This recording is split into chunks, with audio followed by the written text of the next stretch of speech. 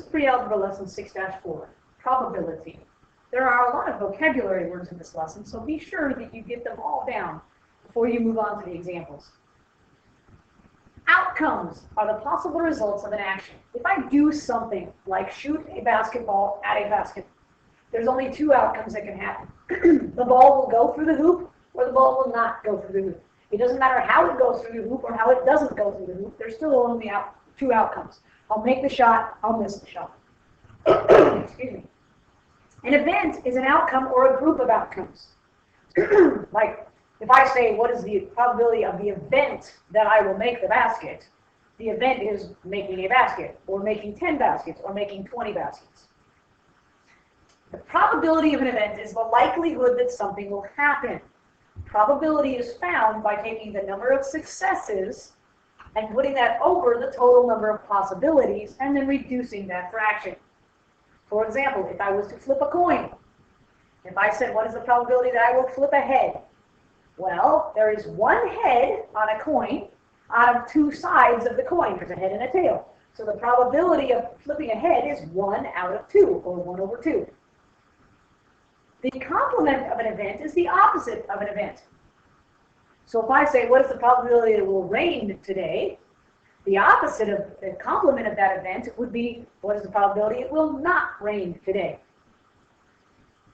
Now, when you have probability, there's a fraction, like this probability is 3/5. 3 out of every 5 times you should roll a 6 on a number cube or something like that. That would be a probability. If it's impossible to get something, it's called an impossible event, and it's an event with a probability of 0. For example, if I take a number cube, or a die, or dice as some people call them, if I was to roll the dice, and I say, what's the probability that I will roll a 0? Well, if there is no 0 on your dice, then the probability is 0. You cannot roll a 0. Okay? So that means it's an impossible event. It cannot happen. A certain event is an event with a probability of 1. If I say I'm going to flip a coin, what is the probability it will land heads or tails? Well, that's pretty certain because we never take the probability that it's going to land on an edge. Because as long as it's a flat surface, a coin should not land on its edge as long as it has not been tampered with. So the probability of a certain event is 1. Now, odds are a little bit different. Odds are something that some people get really, really, really confused with probability because they kind of think they're the same thing, and they really are not. Odds is the comparison of the number of favorable outcomes to the unfavorable outcomes, or unfavorable to favorable. Probability is the number of successes out of the total number of things that you could get. Odds would be like the number of your successes over the number of your failures. Odds and probability are slightly different. When we go through the examples, I'll be sure to point that out to make sure that you understand. Okay, if we were to roll a number cube, there are 36 possibilities if I had 2 dice. If I had 2 number cubes, each with the numbers 1 through 6 on them, and I rolled them at the same time, and I wanted to know what their sum was, there are 36 possible sums. Let's just say that this die here was yellow, and this die here was blue. If I roll my yellow die, and I roll my blue die, I could get a 1 on my yellow, and a 1 on the yellow die, and I could get a 1 on the blue die. That's where you get the number 1, 1. I could get a 2 on the yellow die, and still get a 1 on the blue die. I could get, excuse me, I messed that up. That's not a 2 on the yellow die. I'm doing it the other way. That would be a 2 on the blue die, and a 1 on your yellow die. Right? Because you're basically crossing this number here with this number here. A 1 and a 1, and then a 1 and a 2, or a 2 and a 1. Okay, 1 and a 1, a 1 and a 2, 1 and a 3, 1 and a 4, 1 and a 5, 1 and a 6. We're crossing this with this. Okay, and then you can have a 2 and a 1 and a 3 and a 1 and a 4 and a 1 and a 5 and a 1 and a 6 and 1, all the way through your array. So there's 36 possibilities. Okay? So, because 6 rolls here, this equals 6. 6 rolls here. 6 times 6 is 36. So there's 36 different possible ways that I can have numbers come up when I roll 2 cubes or 2 dice, okay, if we roll 2 dice, how often should we get a sum of 7? Well, interestingly enough, I'm going to erase all this stuff that I highlighted with so that I can highlight some more things. Okay?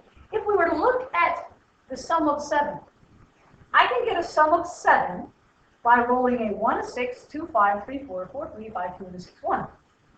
Okay? If we count those 1, 2, 3, 4, 5, 6 ways, I can roll a sum of 6 ways.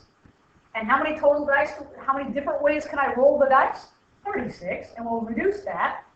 6 over 36 reduces to 1, 6. So if I roll 2 dice, 1 out of every 6 times, I should roll a sum of 7. That's what we call theoretical probability. In theory, that should happen. However, if I only roll my dice 6 times, the chances that I'm going to roll a sum of 7 1 out of those 6 times is fairly low.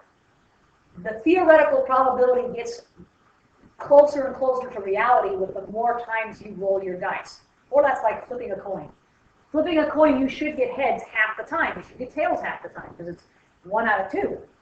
If I only flip my coin twice, the chances that I'm going to get heads 1 out of 2 is fairly low. But if I flip my coin 1,000 times, the chances that I'm going to get 500 heads and 500 tails is a lot more likely. Because the more times you flip the coin, the closer you get. All right, so if we roll 2 dice, how often should we get a sum of 12? Well, if I look up here, 12 is found by taking 6 and 6. That's the only way I can get a 12 is right there, 6 and 6. So I would have a 1 out of 36 chance of rolling a sum of 12. That's why rolling snake eyes is difficult. Rolling doubles of anything is rather hard because you only get 1 chance to roll a double out of 36 possible combinations that the dice can come up. All right. How about a sum of 8? Well, there's a bunch of different ways we can get a sum of 8. If we look up here, again, let's take a look and see how we can find a sum of 8. Well, we have 2 and 6, 5 and 3, 4 and 4, 5 and 3, 6 and 2. So there are 5 ways to roll a sum of 8 out of 36 ways. We can't reduce that, so the probability of rolling a sum of 8 is 5/36. The probability of rolling any double, not just double sixes, but any double in general, it would be all the way around here on the doubles diagonal. There are 6 of those. So rolling a double would be 6 out of 36, which reduces to 1/6. Probability is always reduced to a proper or improper fraction. You never change it to a mixed number. It's a lot like a ratio. You never change a ratio to a mixed number because a probability is a ratio of one number compared to another number. So you leave it as an improper fraction or a proper fraction reduced to lowest terms. You never change it to a mixed number. You can express it as a decimal and you can express it as a percent. Most of the time, people express probability as a fraction. Okay? Now, it says, what is the ratio of the most frequent sums to the total number of sums? Well, what is the most frequent sums? The most frequent sums is the sum of 7. You might say, well, it's the sum of 7 and it's the doubles, but no. Doubles isn't the same sum all the way through. So the ratio of the most frequent sums to the total number of sums is the same thing as rolling a sum of 7.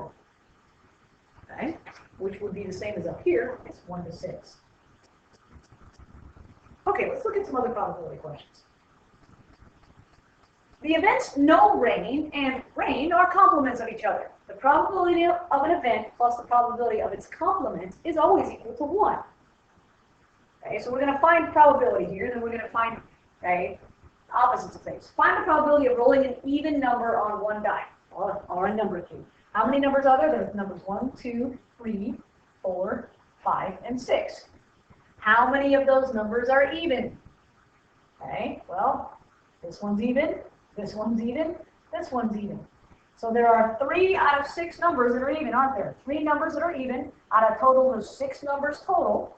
So the probability is 1/2. So the probability of rolling an even number on a number cube is 1/2.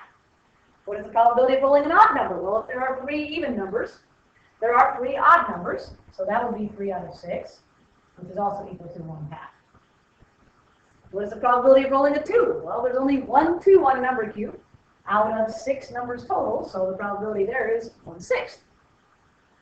Number 4, the probability of a 5 or a 6. Not a 5 and a 6, because a 5 and a 6 would be impossible. You can't roll both a 5 and a 6 at the same time.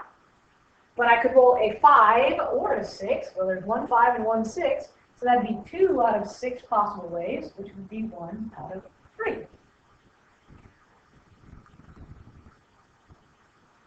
Okay. Let's take a look at a word problem with probability. The probability that a child is an identical twin is 4 in 1,000. Find the probability that they are not an identical twin.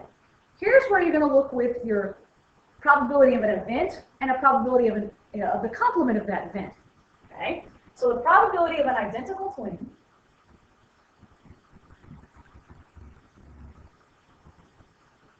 plus the probability of not identical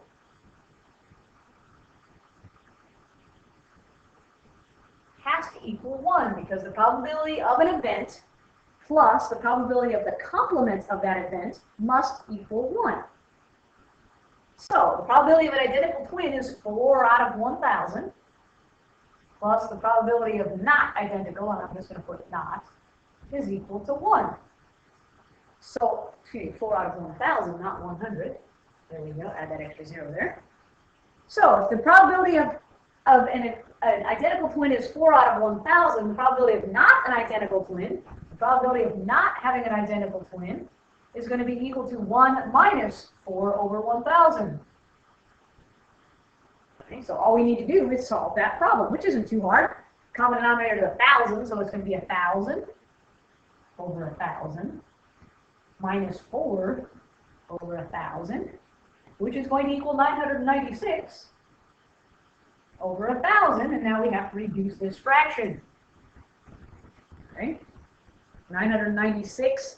If I divided it by 4,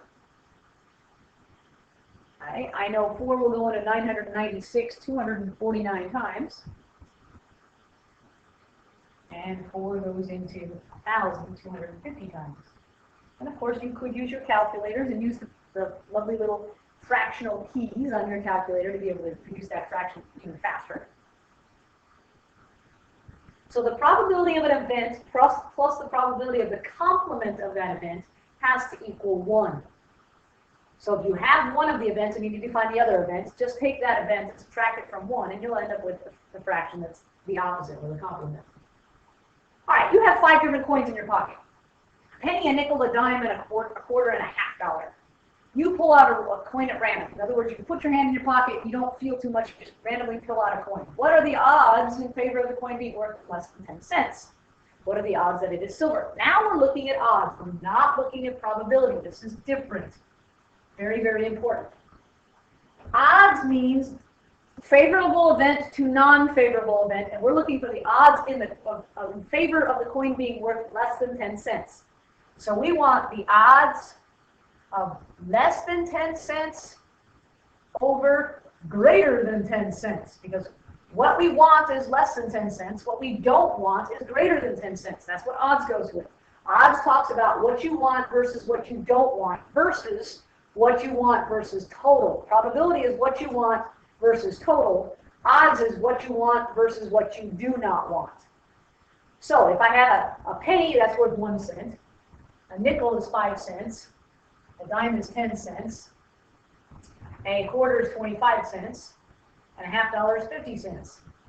So if I look up here, what is the odds in favor of the coin being worth less than 10 cents? Well, how many coins are less than 10 cents? Well, the penny is less than 10 cents and the nickel is less than 10 cents.